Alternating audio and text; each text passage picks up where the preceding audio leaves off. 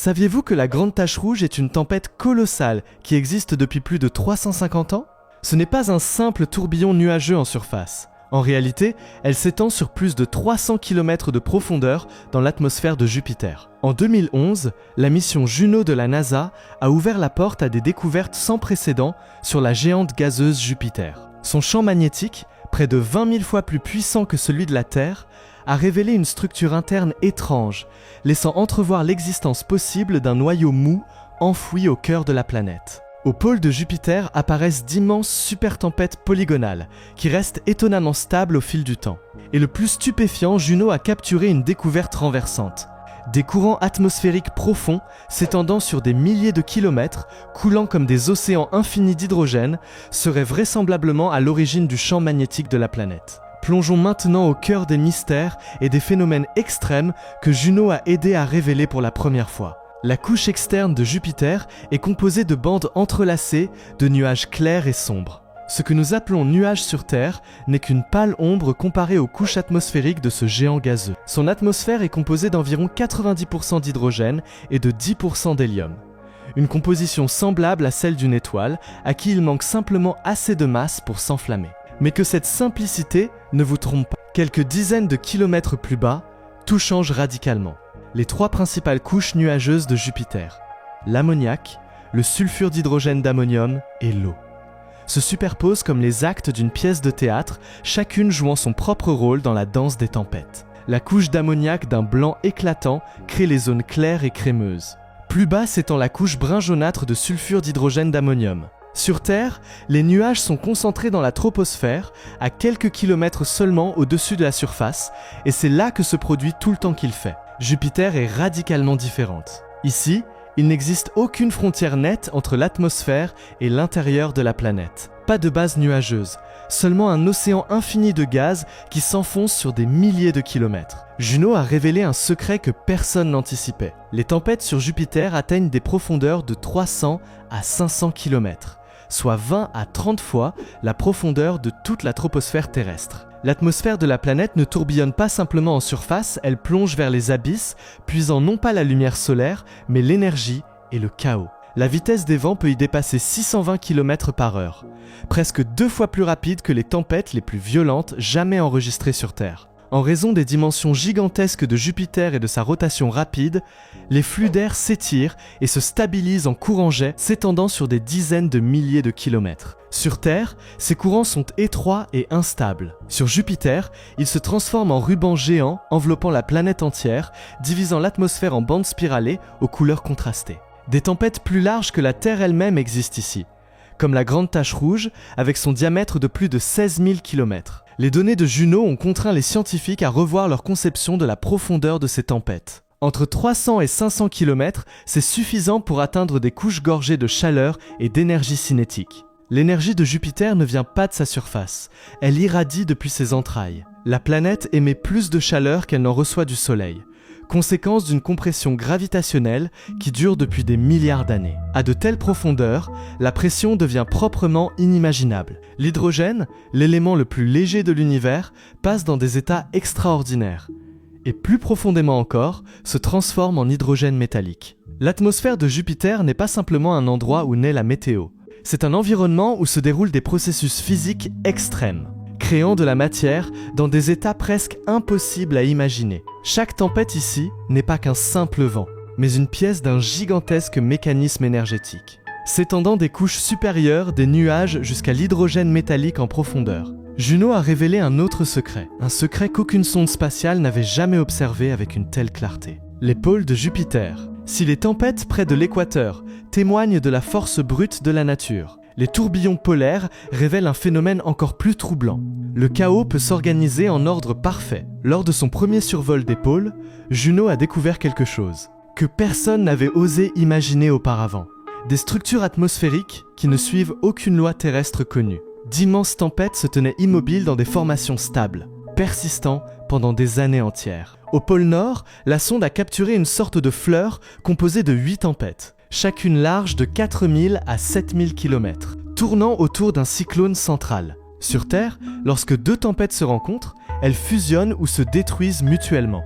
Mais sur Jupiter, des tempêtes de la taille d'un continent. coexistent côte à côte, sans jamais fusionner. Au pôle sud, la situation est encore plus étrange. Au lieu de 8 tempêtes, il y en a 6. Également disposées en cercle autour d'un centre, tout aussi remarquablement stable. Les deux pôles ne sont pas symétriques, mais ils partagent une caractéristique commune, une stabilité extraordinaire. En plus de 5 ans d'observation, Juno n'a presque enregistré aucun changement dans leur position. Elle ne disparaissait pas, n'était pas absorbée, ne se désintégrait pas. Elle contredisait totalement tous les modèles atmosphériques que l'humanité avait jamais connus. Jupiter effectue une rotation complète en seulement 9 heures et 55 minutes, plus vite que n'importe quelle autre planète du système solaire. Cette force ne détermine pas seulement la direction des vents, elle crée aussi des barrières invisibles qui empêchent les tempêtes de se disperser ou de s'éloigner. On peut imaginer chaque tempête comme une gigantesque colonne de gaz, plongeant sur des centaines de kilomètres dans les profondeurs de l'atmosphère,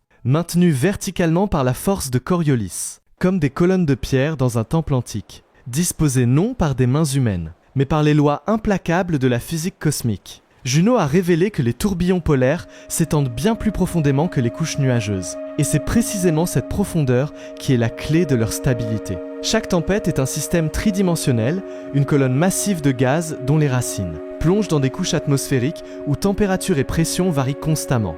Juno a également enregistré des différences de température significatives entre les noyaux et les bords des tempêtes polaires. Ces gradients créent des frontières thermodynamiques qui contribuent à préserver leur forme. Pourquoi, dans un monde plein de chaos, existe-t-il des endroits où le chaos lui-même s'organise en une géométrie parfaite, dans des conditions extrêmes, avec une énergie colossale et des échelles gigantesques? Les forces de rotation restructurent naturellement le système. Elles ne le détruisent pas, elles l'ordonnent. Elles ne le fragmentent pas, elles lui donnent une structure. Sur Terre, nous ne sommes pas habitués à cela. Nos tempêtes se dissipent en quelques jours, car la surface solide perturbe les flux d'air. La Terre est une planète de cycles courts. Jupiter est un monde d'endurance atmosphérique absolue. La différence entre la structure octogonale au nord et la structure quasi-hexagonale au sud prouve que Jupiter n'est pas un système symétrique. Lorsque Juno s'est approché davantage, il est apparu clairement que les tourbillons polaires ne sont pas de simples phénomènes météorologiques. Ce sont des fenêtres ouvertes sur la façon dont la planète distribue son énergie, dont ses courants atmosphériques interagissent avec les couches plus profondes, et dont la stabilité se maintient au cœur même du chaos. Les vortex polaires ne sont que la surface d'un mystère bien plus profond. Un mystère façonné par des forces invisibles qui traversent le cœur même de la planète et s'étendent jusqu'aux confins du cosmos. Car Jupiter n'est pas simplement du gaz, c'est du magnétisme. C'est une force brute. C'est un cœur qui pulse, alimenté par une énergie absolument colossale. Et pour comprendre cela, il faut plonger plus profondément, là où des rivières invisibles d'énergie circulent autour d'un noyau sans équivalent dans tout le système solaire. Lorsque Juno s'est approchée de Jupiter pour mesurer son champ magnétique à l'aide de magnétomètres d'une précision extrême, il a découvert un champ de force totalement irrégulier, bien loin de ce que les scientifiques croyaient depuis des décennies. Selon les données de la mission, le champ magnétique de Jupiter est environ 20 000 fois plus puissant que celui de la Terre. Pourtant, il présente des zones anormalement faibles, des taches et des bandes magnétiques décalées par rapport à l'axe de rotation de la planète. Cette puissance magnétique extraordinaire est générée par l'hydrogène métallique, un état exotique de la matière qui n'existe que sous des pressions des millions de fois supérieures à celles de notre atmosphère. À ces profondeurs abyssales, l'hydrogène cesse d'être un gaz pour devenir un conducteur électrique redoutable. Le mouvement chaotique de cette couche est précisément ce qui engendre le champ magnétique. Mais Juno a révélé que cette couche se comporte de façon radicalement différente des prédictions des modèles. Elle se tord, se contorsionne et forme des tourbillons de force invisibles qui étirent, déforment et distordent le champ magnétique. Cela a conduit à une hypothèse audacieuse. Le noyau de Jupiter aurait peut-être été fracassé. Des simulations informatiques suggèrent qu'il y a environ 4,5 milliards d'années, alors que le système solaire était encore plongé dans le chaos, Jupiter aurait pu entrer en collision avec une protoplanète de la taille presque de la Terre. L'impact n'a pas détruit la planète, mais il a pulvérisé son noyau solide, mêlant la matière primordiale aux couches supérieures. Juno a également révélé que le champ magnétique de Jupiter n'est pas stable. Il évolue au fil du temps, réagissant au mouvement de la matière en profondeur. Tout cela forme un système gigantesque que même les superordinateurs les plus puissants d'aujourd'hui sont incapables de modéliser entièrement. Les données montrent que le champ magnétique reflète même les mouvements d'énergie à l'intérieur de la planète. Les zones faibles, comme la grande tache bleue, indiquent des régions où l'hydrogène métallique tourbillonne avec une intensité accrue, tandis que les zones plus fortes correspondent à des zones de densité de matière plus élevée. Parlons maintenant de la foudre sur Terre. Elle ne se forme que dans les couches nuageuses contenant de l'eau liquide ou de la glace, à quelques kilomètres seulement au-dessus de la surface. Mais Jupiter obéit à des règles totalement différentes. Juno a découvert que la foudre n'y est pas seulement des dizaines de fois plus puissante que sur Terre, elle se forme aussi bien plus profondément que les théories ne le supposaient, dans des nuages d'eau situés sous les couches d'ammoniac. Cela signifie que l'eau liquide existe à des profondeurs bien plus grandes, créant des zones de charge électrique extrêmes capables de générer des décharges titanesques qui déchirent des dizaines de kilomètres d'atmosphère hydrogénée. Les observations de la NASA ont montré que certains de ces éclairs sont si puissants qu'ils sont visibles depuis l'orbite dans l'obscurité de la planète,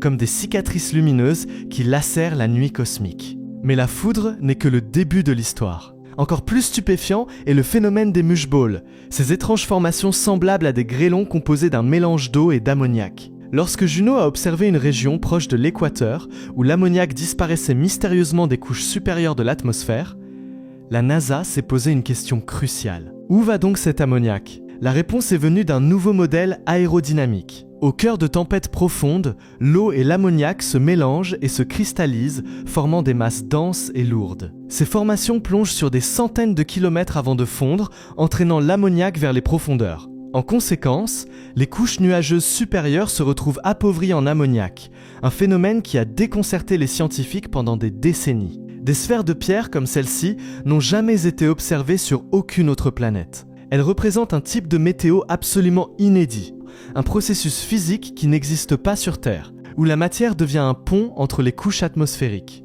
Ces pierres d'ammoniac tombent à travers les ténèbres, telles des boulets transportant énergie, matière et composés chimiques vers des profondeurs, où la pression dépasse des centaines de fois celle de la Terre. Longtemps, on a cru que la convection sur Jupiter ne se produisait que dans les couches nuageuses supérieures, là où la température et la pression restaient relativement modérées. Mais les mesures du champ gravitationnel et des oscillations magnétiques, réalisées par Juno, ont tout changé. Les flux de matière s'étendent sur des milliers de kilomètres en profondeur, transportant l'énergie selon des trajectoires spiralées d'une complexité vertigineuse. Ces structures convectives n'ont aucun équivalent sur Terre. Elles n'ont ni début ni fin clairement définis. Elles ressemblent à des rivières de matière, tourbillonnant dans des ténèbres où la lumière ne pénètre jamais. Ce sont précisément ces flux qui gouvernent la distribution d'énergie sur Jupiter, expliquant pourquoi la planète rayonne plus de chaleur qu'elle n'en reçoit du Soleil. C'est la trace d'un monde qui ne s'est jamais complètement refroidi. Une planète qui vit encore de l'énergie primordiale de sa naissance. Ces courants profonds bouleversent les modèles atmosphériques traditionnels, car l'atmosphère de Jupiter n'est pas une couche statique, mais un système ouvert, intimement lié à ses profondeurs intérieures. Lorsque l'hydrogène passe à l'état métallique, il conduit l'électricité et génère des courants électriques. Ces courants engendrent des champs magnétiques qui interagissent avec la convection profonde, formant des structures dynamiques d'une complexité extraordinaire, que même les superordinateurs les plus puissants d'aujourd'hui sont incapables de modéliser entièrement. Dans de telles conditions, le mouvement de l'hydrogène métallique devient un système auto-entretenu. Ce sont ces courants profonds qui sont à l'origine du champ magnétique colossal de Jupiter, si puissant qu'il capture ions et plasma, modifiant l'espace environnant et formant d'immenses ceintures de radiation, que les sondes spatiales n'osent pas approcher. Les phénomènes extrêmes enregistrés par Juno révèlent que Jupiter n'est pas simplement une planète active, c'est un monde qui ne s'est jamais arrêté. Il continue d'évoluer, de remodeler son atmosphère et de redistribuer son énergie interne. On suppose généralement qu'au cœur d'une planète se trouve un noyau solide, un centre stable composé des matériaux les plus lourds. C'est vrai pour la Terre, Vénus, Saturne, et il semblait logique qu'il en soit de même pour Jupiter. Mais lorsque Juno a transmis ces données, elles n'ont pas seulement surpris. Elles ont fracassé les anciennes théories et forcé les scientifiques à se demander à nouveau si Jupiter possède vraiment un noyau et si oui, de quoi il est fait. En survolant la planète et en utilisant des mesures gravitationnelles